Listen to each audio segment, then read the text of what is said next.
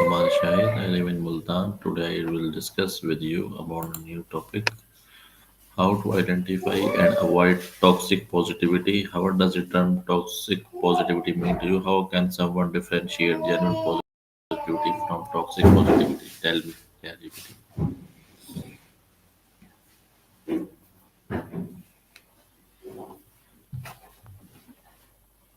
Absolutely. Toxic positivity basically refers to the overgeneralization of the positive state where negative emotions are suppressed or validated. In other words, when people insist on maintaining a positive outlook, expense of acknowledging genuine emotions or struggles. To differentiate it from positivity, genuine positivity acknowledges and acceptance, including the difficult ones, and promotes healthy strategies. Toxic positivity, on the other hand, dismisses those negative emotions and can sometimes lead to feelings of guilt or shame not being positive enough. We can dive deeper into this and explore some examples if you'd like. Why is toxic positivity harmful to emotional well-being? What are the common signs that someone is experiencing toxic positivity? Tell me. Great questions. Toxic positivity can be harmful because it evades genuine feelings, makes people feel guilty or ashamed for experiencing negative emotions. This can lead to some feelings, increased stress, and even anxiety, as individuals feel they can't be open about their struggles. Some common signs of toxic positivity include phrases like just stay positive or it could be worse when sharing their struggles. Other signs include dismissing or minimizing feelings, avoiding discussions about challenges, pushing someone to look on the bright side without acknowledging their actual emotions. Recognizing these signs is the first step toward fostering a more balanced, emotionally healthy environment. Let me know if you'd like to explore any of these points further. How does toxic positivity invalidate real emotion? Can you share an example where positive statements cause emotional discomfort? Tell me, ChatGPT. Absolutely. Toxic positivity invalidates real emotions by essentially dismissing or minimizing them. When someone is going through a tough time and they're met with overly positive statements, look on the bright side, or everything happens for a person, it can make them feel like feelings aren't valid or that they're overreacting. This can lead to feelings of isolation, guilt, or even shame for experiencing those emotions in the first place. For example, imagine someone who's grieving the loss of a loved one. If they're told, you should just be grateful for what you have, it can unintentionally make them feel that they're justified or that they're not to fully process their emotions. Over time, this can lead to emotional discomfort and even hinder the healing process. So it's really about creating a safe space where all emotions are acknowledged and validated. How, how can Let me know if you'd like more. suppressing negative emotion affect mental health? Why is it important to allow people to express difficult feelings? Oh, sure. Suppressing negative emotions can have quite a few impacts on mental well-being. Over time, it can lead to increased stress, anxiety, and even depression as the build up and aren't properly processed. It can also cause physical health issues like headaches, fatigue, or even high blood pressure. Allowing people to express difficult feelings as well because it helps them process and understand their emotions, leading to better emotional regulation, resilience. It also fosters deeper connection with others and reduces feelings of isolation. Ultimately, acknowledging and expressing emotion is a vital part of How, maintaining mental health and well-being. how can leaders avoid toxic positivity in the workplace? What role does empathy play in preventing toxic positivity? Tell me. Great question. Leaders can avoid positivity in the workplace by fostering an environment of psychological safety where employees feel comfortable sharing authentic feelings without judgment. This means actively listening to their concerns, validating their experiences, and encouraging open communication. Empathy plays a huge role in preventing toxic positivity. When leaders practice empathy, they genuinely understand and share the feelings of their team members. This means acknowledging challenges and struggles without immediately trying to fix or gloat over them.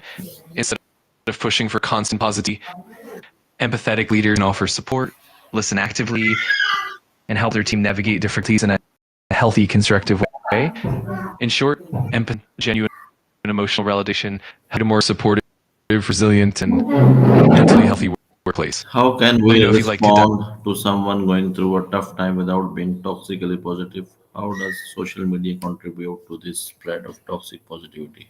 Tell me, ChatGPT. Great points. When responding to someone going through a tough time, it's important to approach them with empathy and of listening. That means acknowledging feelings, validating their experience, and offering support without immediately trying to fix the problem or push positivity. For example, you can say something like, I'm really sorry you're going through this. I'm here for you, and it's okay to feel the way you do. It's all about creating a safe space for them to express themselves.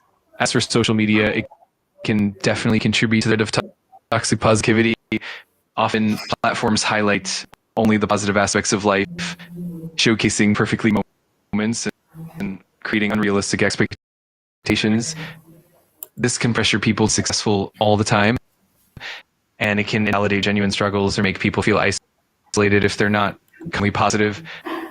To counter this, it's helpful to promote authenticity on social media, people to share both their highs and lows, and creating spaces where vulnerability is welcomed. This way, we can build a more supportive and realistic online career. Let me know if you want to explore any of these aspects further. What are some phrases that sound positive but are actually harmful? How can someone set boundaries with people who use toxic positivity? How can cultural expectations influence toxic positivity? Tell me, ChatGPT.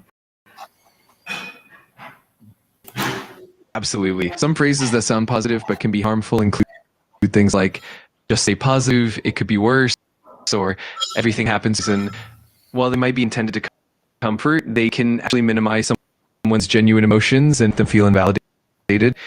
When it comes to setting boundaries with people who use toxic positivity, it's important to communicate openly and assertively. For instance, you can let them know that you appreciate intentions, but that you need space to fully process your emotions. You might say something like, I really appreciate your support, but I need to acknowledge how I'm feeling right now. Or it's okay for me to feel this way, and I'd appreciate your understanding.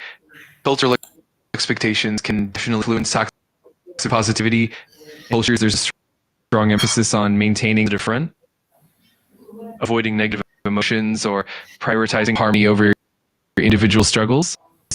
Can lead to the suppression of genuine feelings and reinforce the idea that appearing positive is more important than being authentic.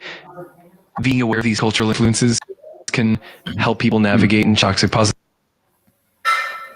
authentic expression. Ultimately, by that encourage openness and empathy, we can help reduce the impact of toxic positivity and support more genuine, healthy emotional well-being. If you'd like to explore any of these aspects further or have more questions, just let me know. What healthy alternatives can replace toxic positive statements? How can someone practice balanced positivity? Questions. Healthy alternatives to toxic positivity focus on empathy, validation, and genuine. Instead of saying things like just stay positive, you can say, I'm here for you and it's okay to you do, or it's understandable that you're feeling this way and I'm here to listen. This kind of response acknowledges the emotion and offers support. To practice balanced empathy, it's helpful to acknowledge both the challenges and the positive aspects. This can mean seeing someone's struggles while also highlighting their strengths or their taking forward. It's all about finding that balance between acknowledging the difference and encouraging growth without ignoring the emotional. Ultimately, it's about fostering a culture of authenticity and empathy, both in personal interactions and in broader environments. Let me know What if you'd like advice more. would you give someone struggling with toxic positivity? Give me this summary in one line. How to identify toxic positivity and avoid toxic positivity? Give me summary in one line. Sure.